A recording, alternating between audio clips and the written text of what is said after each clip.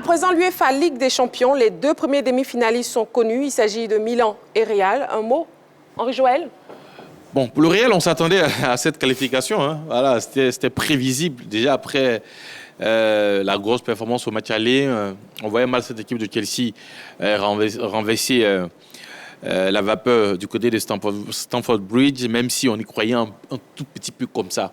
Mais bon, Frank Lampard, il est venu, il a proposé quelque chose sur ce match retour, ça n'a pas fonctionné. Il y a eu un Thibaut Courtois, parce qu'avant même que le Real ne marque ses deux buts, il y a eu une action où Cucurella était face à Thibaut Courtois. Beaucoup parlent de raté du joueur de Chelsea, mais moi je parle plus d'arrêt décisif de Courtois, parce qu'il fait près de 2 mètres. Il a une envergure assez extraordinaire et il est allé se jeter même dans les pieds du joueur de Chelsea, empêchant le latéral de marquer. Derrière, on a vu ce qui s'est passé. Donc, c'était prévisible de voir le Real passer. Et puis, l'autre match, c'était un peu moins prévisible parce qu'en championnat, c'est l'équipe de Naples qui mène la danse. Mais bon, sur ces 2 matchs-là, quand même, le Milan a montré son expérience de la compétition. Le Milan, c'est 7 titres.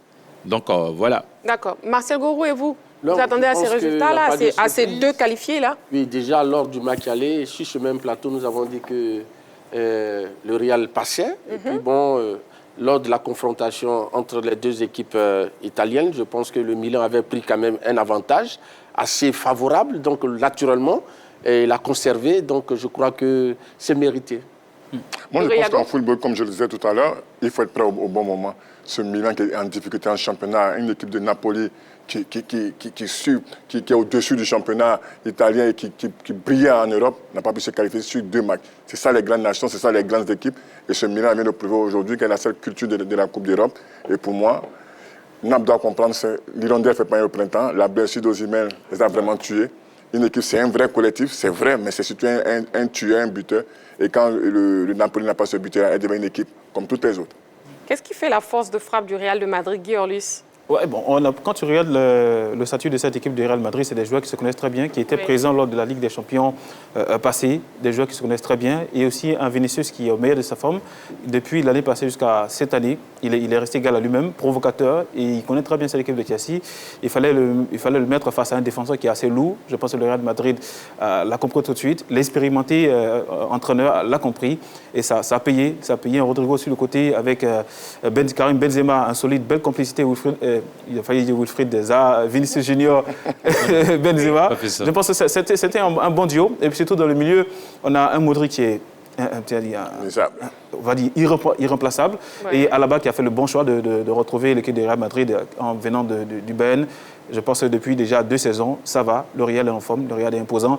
Et je pense qu'ils sont bien partis pour remporter la Ligue des Champions. On a les 2 dernières rencontres des quarts de finale qu'on pourra voir maintenant en infographie. Inter de Milan, Benfica, Bayern de Munich, Manchester City. Ça déjà, ce sont les rencontres d'aujourd'hui, Chelsea-Real. Oui, et les rencontres du mercredi 19 avril entre Naples à 19h. On aura Inter de Milan, Benfica et Bayern de Munich, Manchester City. Alors pour ces 2 rencontres, il faut savoir que déjà l'Inter de Milan a fait, on peut dire, a fait le job, a fait la moitié du travail au match aller à l'extérieur. L'Inter s'est imposé 2-0 face à l'équipe de Benfica. Ils ont dominé toute la rencontre. Voilà, ils ont été impériaux. Maintenant, sur ce match retour, je pense qu'ils doivent conclure comme il se doit, parce qu'ils ont déjà fait la moitié du chemin.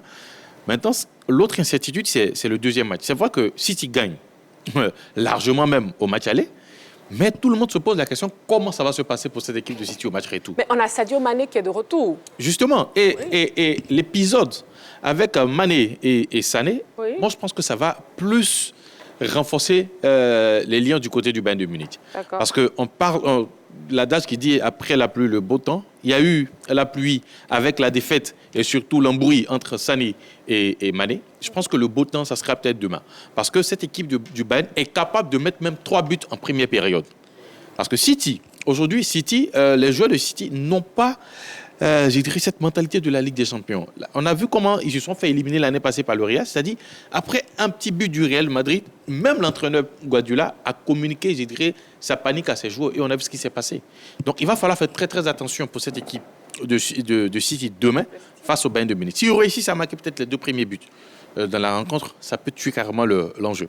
Mais si c'est le Bayern qui commence très fort et qui marque 1 ou 2 buts même avant la fin de la première partie, ça sera une autre rencontre pour cette équipe. Martial, vous avez juste 60 secondes. Oui, je vais dire qu'ici, ce qu'on peut attendre, c'est la réaction du Bayern. Mais avec ce qu'on a vu au match aller, je crois que ce sera vraiment très difficile au Bayern de vraiment gagner cette équipe. Pour qu'elle puisse le réaliser, ce coup-là, c'est qu'il faudra qu'elle élève son niveau de jeu. Et avec le Bayern qu'on voit aujourd'hui dans le championnat allemand, je pense que vraiment, je doute un peu. Voilà. Il est temps du plus calé. Voyons entre ces deux équipes, l'équipe A qui sera composée de Guy Orlus et de Martial Gourou, et l'équipe B qui sera composée de Henri Joël, le ministre de la Grande Team ce soir, et Beugri Yako. Quelle équipe va donc gagner? On y va pour le plus calé.